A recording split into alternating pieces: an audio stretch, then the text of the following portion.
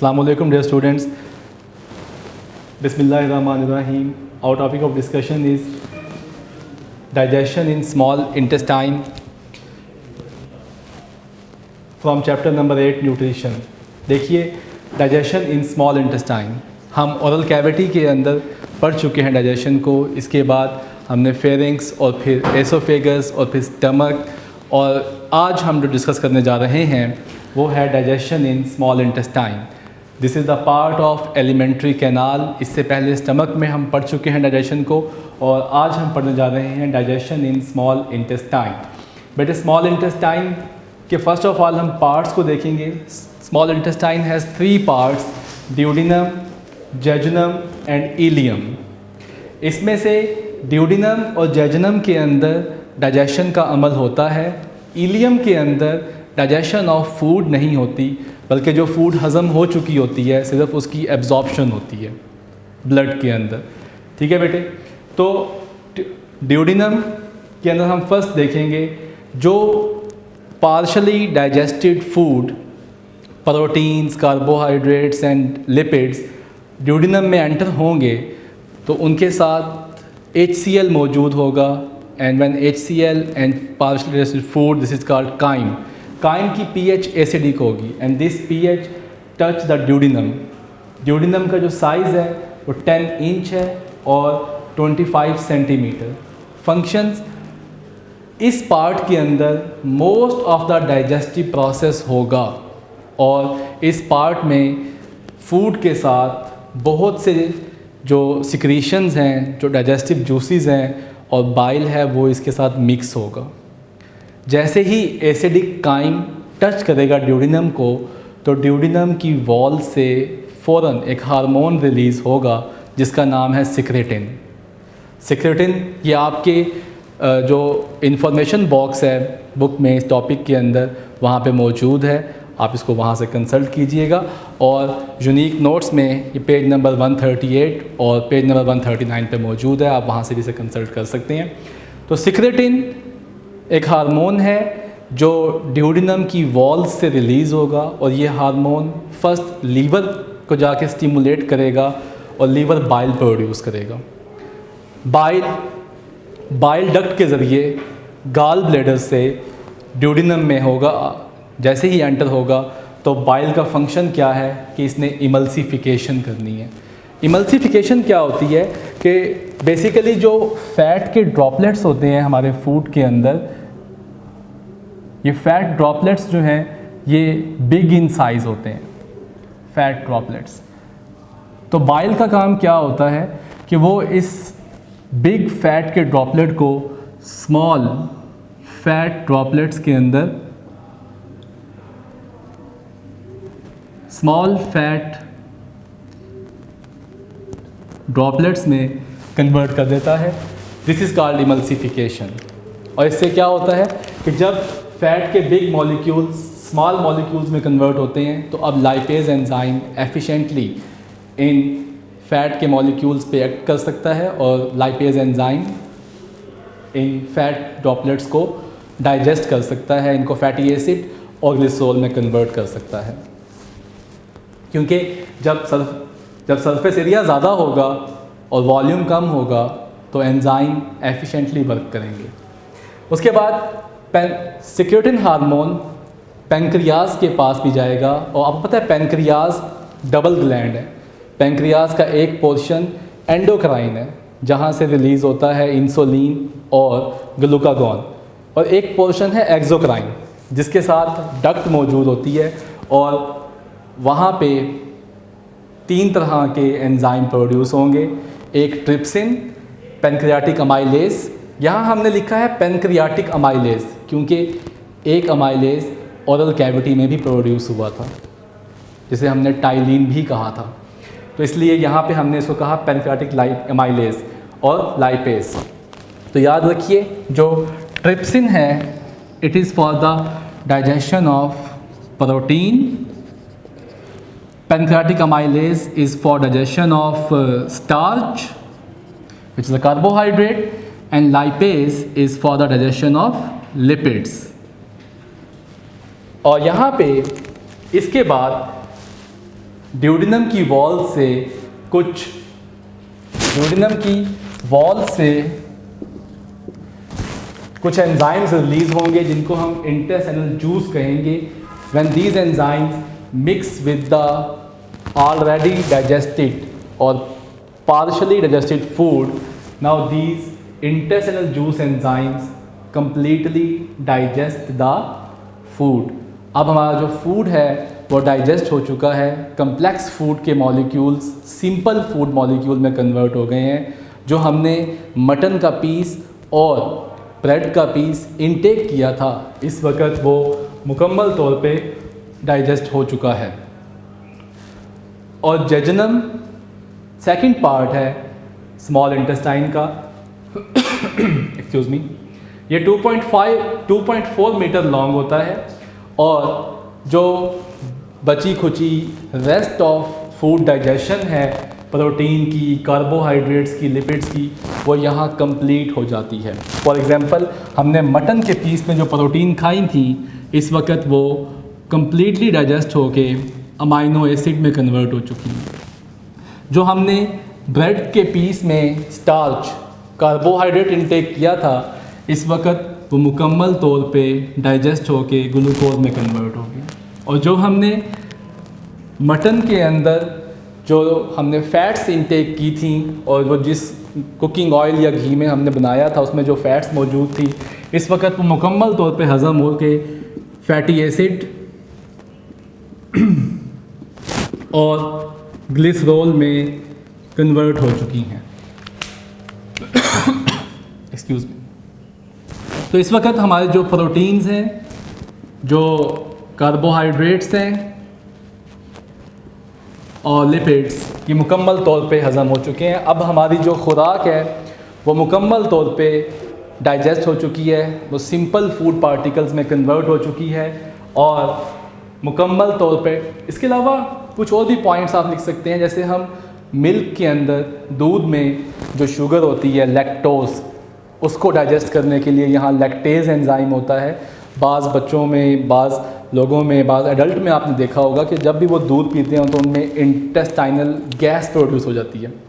तो वो वजह ये होती है कि उनके अंदर लैक्टेज एंजाइम ही नहीं होता by birth. So it's a congenital disease, disorder. तो ये याद रखिएगा। और इसके बाद हमारे पास थर्ड पार्ट है जिसका नाम इलियम है। इलियम 3.5 मीटर लॉन्ग होता है। यहाँ पे कोई डाइजेशन नहीं होती, ये बात आपने याद रखनी है। पूरी एलिमेंट्री कैनाल के अंदर डाइजेशंस ओरल कैविटी में होती है, स्टमक में होती है, स्मॉल इंटेस्टाइन के पहले पार्ट ड्यूडेनम में होती है और जेजुनम में होती है। जेजुनम में मुकम्मल तौर पे फूड डाइजेस्ट हो जाती है। इसके बाद जो नेक्स्ट पार्ट है इलियम, वहाँ पे सिर्फ हज़म शुदा खुराक की एब्जॉर्प्शन होती है। ठीक है जी। एब्जॉर्प्शन में हमारे पास जैसे ही हम मूव करते हैं इलियम के अंदर, तो हमें इलियम की जो, अगर हम इलियम की डायग्राम देखें तो ileum is the third part of small intestine. यहाँ पे हमें यकीनन ये जो इलियम है, ये इसकी फर्स्ट लेयर है। सेकंड लेयर के अंदर मसल्स मौजूद होंगे, ये इसकी मस्कुलर लेयर है और ये इसकी इनर वॉल है। इनर वॉल पर जब हम देखते हैं तो यहाँ कुछ इस तरह से सर्कुलर फोल्ड होते हैं और उनमें फिंगर लाइक प्रोजेक्शंस मौजूद होती हैं। फिंगर लाइक प्रोजेक्शंस, जैसे यहाँ मैं बनाऊँगा आपके सामने, ये एक फिंगर लाइक प्रोजेक्शन है जिसको हम अगर ज़्यादा हो तो विलाई कहते हैं, एक हो तो विलस कहते हैं। ठीक है।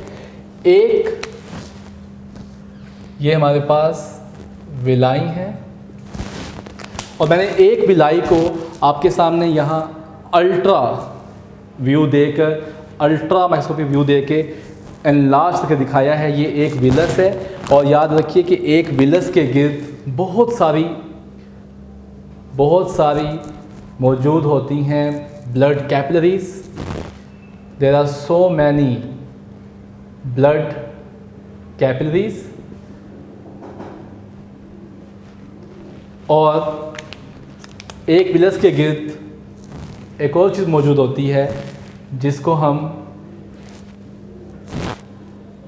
लैक्टियल कहते हैं।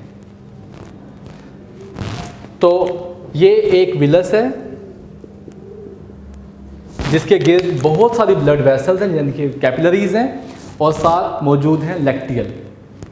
साथ लैक्टियल मौजूद है, और जितनी भी हमारी हज़मशुदा अमाइनो एसिड्स हैं, ग्लूकोज है और फैटी एसिड एंड ग्लिसरॉल है, ये सब इलियम में आएगा और इलियम के बाद ये विलाई में आ जाएगा। तो विलाई के अंदर माइक्रो विलाई भी होते हैं जो सरफेस एरिया को मज़ीद बढ़ा देते हैं ताकि एब्जॉर्प्शन मैक्सिमम हो सके। तो आपकी बुक में सिर्फ विलाई लिखा हुआ है, लेकिन एक विलाई के अंदर बहुत सारे माइक्रो विलाई होते हैं, ठीक है। और इससे क्या होता है कि सरफेस एरिया बहुत ज़्यादा बढ़ जाता है। When there is more surface area there will be more efficient absorption, ठीक है जी। तो यहाँ पे एक विलस के अंदर हमारे पास हज़मशुदा अमाइनो एसिड भी हैं और ग्लूकोज भी हैं। आपने ये पॉइंट्स जो मैं अब कहने जा रहा हूँ ये गौर से सुनने हैं और इन पे ध्यान देना है कि जितना भी डाइजेस्टेड अमाइनो एसिड और ग्लूकोज है ये सारे का सारा हमारे पास बाय सिंपल डिफ्यूजन जितने भी अमाइनो एसिड और ग्लूकोज के मॉलिक्यूल्स हैं ये सब के सब by simple diffusion from high concentration to low concentration कहाँ मूव कर जाएंगे? ब्लड वेसल में, यानी कि ब्लड की कैपिलरीज़ के अंदर। आपको पता है कि कैपिलरीज़ जो है वो कैपिलरीज़ को अगर हम देखें तो कैपिलरीज़ सबसे स्मॉलेस्ट ब्लड वेसल्स हैं जो सिर्फ एक सेल पे मुश्तमिल होती हैं और इनके सेल्स के दरमियान मौजूद होती हैं इंटर सेलुलर स्पेसिस, और इन स्पेसिस में से एक्सचेंज होता है मटेरियल का। तो जितना भी ग्लूकोज है और जितने भी अमाइनो एसिड्स हैं हज़मशुदा वो सब विलाई से by simple transport by simple diffusion they cross through this pores and enter the blood, and इसके बाद रिमेनिंग हमारे पास फैटी एसिड और ग्लिसरॉल बच गया। फैटी एसिड्स कुछ अमाउंट में विलस से विलस से ब्लड कैपिलरी में डाइजेस्ट होते हैं। सॉरी, विलस से स्मॉल अमाउंट में फैटी एसिड्स और ग्लिसरॉल मूव करते हैं ब्लड कैपिलरीज में, लेकिन जो लार्ज अमाउंट है फैटी एसिड्स की और ग्लिसरॉल की they move into the lacteal. अब सवाल ये पैदा होता है कि फैटी एसिड्स जो फैट्स के मॉलिक्यूल्स हैं, जो डाइजेस्टेड फैट्स हैं, ये विलस से ब्लड कैपिलरीज में क्यों नहीं आई, ये डिफ्यूज़ क्यों नहीं हुई? तो उसका आंसर ये है बेटा कि कैपिलरीज के अंदर जो इंटरसेलुलर स्पेसेस होती हैं ये स्मॉल होती हैं, इनका डायमीटर कम होता है, जबकि जो फैटी एसिड्स हैं इनका डायमीटर ज़्यादा होता है। दैट्स वाई यहाँ से क्रॉस नहीं कर पाई फैटी एसिड्स, लेकिन जो लैक्टियल हैं उनके दरमियान स्पेसेस ज़्यादा होती हैं, तो वहाँ से ये फैटी एसिड और ग्लिसरॉल जो है वो लैक्टियल में आ जाता है, और ये लैक्टियल से मूव करता है लार्ज लिम्फेटिक डक्ट के अंदर, और लिम्फेटिक डक्ट से फैटी एसिड्स और ग्लिसरॉल ब्लड में आ जाते हैं। और यहाँ जो अमाइनो एसिड और ग्लूकोज हैं, अमाइनो एसिड और ग्लूकोज ब्लड कैपिलरीज से मूव करते हैं हेपेटिक पोर्टल वेन में, हेपेटिक पोर्टल वेन से लीवर में। और याद रखिए कि लीवर में क्या होता है कि लीवर में हमने पढ़ा है लीवर का फंक्शन कि लीवर हेल्प्स इन डिटॉक्सिफिकेशन। तो लीवर के अंदर हमारे इस हज़मशुदा फूड के अंदर जितना भी टॉक्सिन्स हैं वो सब रिमूव हो जाते हैं। लीवर एक्स्ट्रा ग्लूकोज को in the form of glycogen अपने अंदर महफूज कर लेता है, और इस तरह से लीवर से after detoxification, after removal of toxins, ये तमाम के तमाम जो ग्लूकोज और अमाइनो एसिड हैं ये भी ब्लड में आ जाते हैं। और हर सेल को फैटी एसिड भी अवेलेबल होते हैं, हर सेल को अमाइनो एसिड भी अवेलेबल होते हैं, ग्लूकोज भी अवेलेबल होता है, और सेल इन तमाम अज्जा को यूज़ करते हुए, एसिमिलेट करते हुए मेटाबॉलिज्म करता है और अपनी डिफरेंट प्रोडक्ट्स बनाता है। तो बेटे ये हमारा टॉपिक था। इस टॉपिक में से ये बोर्ड पॉइंट ऑफ व्यू से बहुत इंपॉर्टेंट टॉपिक है। ये इसमें से duodenum is a long question for 4 marks, jejunum is a short question, absorption in ileum is more important, VIP important long question. Diagram भी आप बनाएंगे इसके साथ, और साथ इनके फंक्शंस भी लिखेंगे और इनका स्ट्रक्चर भी लिखेंगे। तो ये हमारा आज का टॉपिक था। उम्मीद है आपको ये टॉपिक पसंद आया होगा और आपने इससे काफ़ी इन्फॉर्मेशन गेट की होगी, अंडरस्टैंड की होगी। मज़ीद कंसल्टेशन के लिए आप यूनिक नोट्स को फॉलो कीजिए और उसमें आपको तमाम जो टॉपिक्स हैं उनकी आउटलाइंस और उनकी क्या इंपॉर्टेंस है बोर्ड में वो भी बताई गई है। तो अपना ख्याल रखिए। अल्लाह आपका हामी नासिर हो। अल्लाह हाफ़िज़।